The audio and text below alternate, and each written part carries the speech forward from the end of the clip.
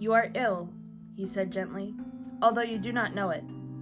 The fever which has enabled you to bear, without feeling it, the fatigue you have evidently undergone, is burning within you now. Put that to your lips," he continued, pouring out a glass of water. "Compose yourself for a few moments, and then tell me as calmly as you can what the disease of the patient is, and how long he has been ill. When I know what it is necessary I should know to render my visit serviceable to him, I am ready to accompany you." The stranger lifted the glass of water to her mouth without raising the veil, put it down again untasted, and burst into tears. "I know," she said, sobbing aloud, "that what I say to you now seems like the ravings of fever. I have been told so before, less kindly than by you. I am not a young woman, and they do say that as life steals on towards its final close, the last short remnant, worthless as it may seem to all those beside, is dearer to its possessor than all the years that have gone on before, connected though they may be with the recollection of old friends long since dead, and young ones, children perhaps, who have fallen off from and forgotten one as completely as if they have died too. My natural term of life cannot be many years longer, and should be dear on that account, but I would lay it down with a sigh, with cheerfulness, with joy, if what I tell you now were only false or imaginary. Tomorrow morning, he of whom I speak will be, I know, though I would fain think otherwise, beyond the reach of human aid, and yet tonight he is in deadly peril. You must not see and could not serve him." "I am unwilling to increase your distress," said the surgeon, after a short pause, "by making any comment on what you have just said, or appearing desirous to investigate a subject you are so anxious to conceal. But there is an inconsistency in your statement which I cannot reconcile with probability. This person is dying tonight, and I cannot see him, when my assistance might possibly avail. You apprehend it will be useless tomorrow, and yet you would have me see him then. If he be indeed as dear to you as your words and manner would imply, why not try to save his life before delay and the progress of his disease render it impractical?" "God help me!" exclaimed the woman, weeping bitterly. "How can I hope strangers will believe what appears incredible even to myself? You will not see him then, sir?" she added, rising suddenly. "I did not say that I declined to see him," replied the surgeon, "but I warn you that if you persist in this extraordinary procrastination and the individual dies, a fearful responsibility rests with you." "The responsibility will rest heavily somewhere," replied the stranger bitterly. "Whatever responsibility rests with me, I am content to bear and ready to answer."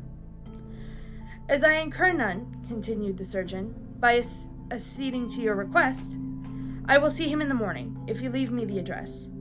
At what hour can he be seen?" "9," replied the stranger. "You must excuse my pressing these inquiries," said the surgeon, "but is he in your charge now?" "He is not," was the rejoinder. "Then if I give you instructions for his treatment through the night, you could not assist him?" The woman wept bitterly as she replied, "I could not." Finding that there was little prospect of obtaining more information by prolonging the interview, and anxious to spare the woman's feelings, which, subdued at first by a violent effort, were now irrepressible and most painful to witness, the surgeon repeated his promise of calling in the morning at the appointed hour. His visitor, after giving him a direction to an obscure part of Walworth, left the house in the same mysterious manner in which she had entered it. I will be readily believed that so extraordinary a visit produced a considerable impression on the mind of the young surgeon, and that he speculated a great deal and to very little purpose on the possible circumstances of the case.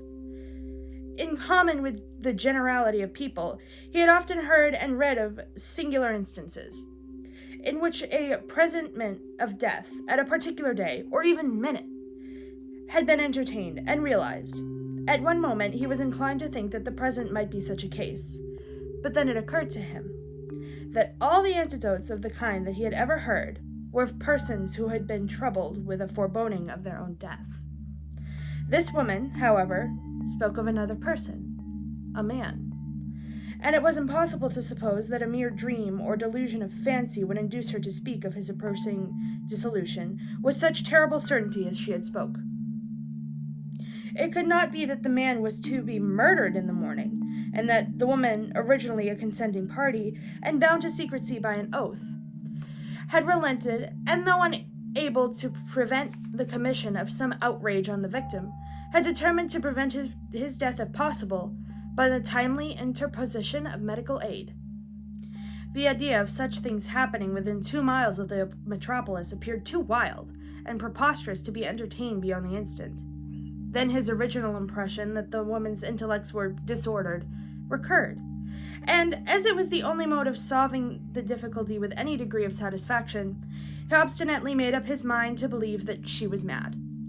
Certain misgivings upon this point, however, stole upon his thoughts at the time, and presented themselves again and again through the long, dull course of a sleepless night, during which, in spite of all his efforts to the contrary, he was unable to banish the black veil from his disturbed imagination.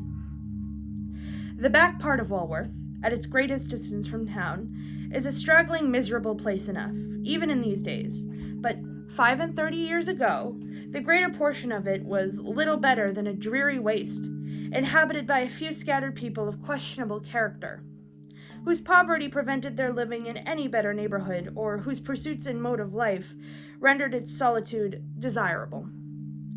Very many of the houses which have since sprung up on all sides were not built until some years afterwards, and the great majority, even of those, which were sprinkled about at irregular intervals, were of the rudest and most miserable description.